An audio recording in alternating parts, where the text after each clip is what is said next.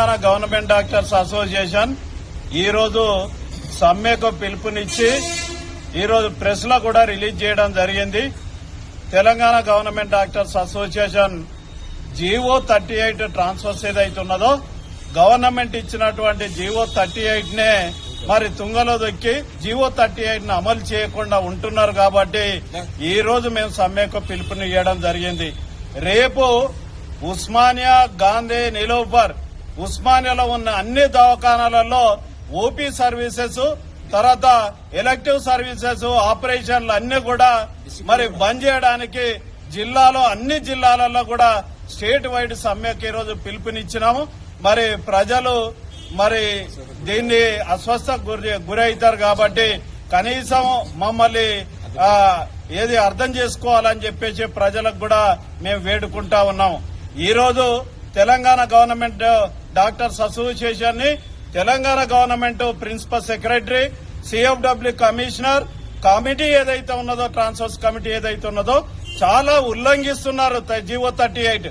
అందులో long standing transfers ఏవైతే ఉన్నాయో తర్వాత 3 సంవత్సరాలు రిక్వెస్ట్ ట్రాన్స్ఫర్స్ అయితే ఈ రోజు లాస్ట్ డేట్ వచ్చింది.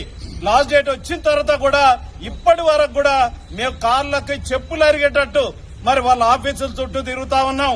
మరి ఎక్కడ కూడా మరి ఈ రోజు వరకు కూడా ఓపెన్ అయితే అని చెప్పేసి మరి ఇప్పటి వరకు కూడా పాపం మరి మా డాక్టర్లకి కనీసం రిక్వెస్ట్ ట్రాన్స్ఫర్స్ కి ఇప్పటి వరకు కూడా అవకాశం రాలేదు. ఆఫీసు బేరర్లకి మరి ఒకటే ఒక గుర్తింపు సంఘం ఉన్నది, తెలంగాణ గవర్నమెంట్ డాక్టర్స్ అసోసియేషన్.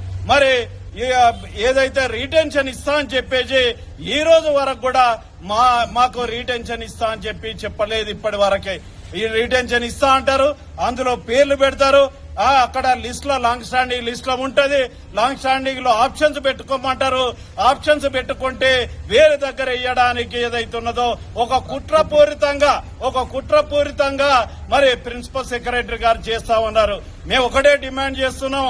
మేము ఏదైతే గవర్నమెంట్ జీవో 38 ఇచ్చిందో జీవో 38 చూచా తప్పకుండా అమలు చేయాలని చెప్పేసి మినిస్టర్ గారికి దగ్గర కూడా చాలా సార్లు పోయినాం. మినిస్టర్ గారు కూడా సానుకూలంగా స్పందించి మరి ఫోన్ చేసి చెప్పడం జరిగింది. కానీ లాస్ట్ టైం కూడా ఇదే మినిస్టర్ గారు ఉన్నారు, ఇదే ప్రిన్సిపల్ సెక్రటరీ గారు ఉన్నారు. వీళ్ళిద్దరే ఇన్వాల్వ్ అయ్యి మరి అప్పుడున్నటువంటి ఏదైతే జీవో ఉన్నదో మరి చూచా తప్పకుండా అమలు చేసిండు. అప్పుడున్నటువంటి ట్రాన్స్ఫర్స్ లో మరి అన్ని కూడా అమలు చేసినప్పుడు ఈ రోజు ఎందుకు అభ్యంతరం వస్తుంది అని చెప్పేసి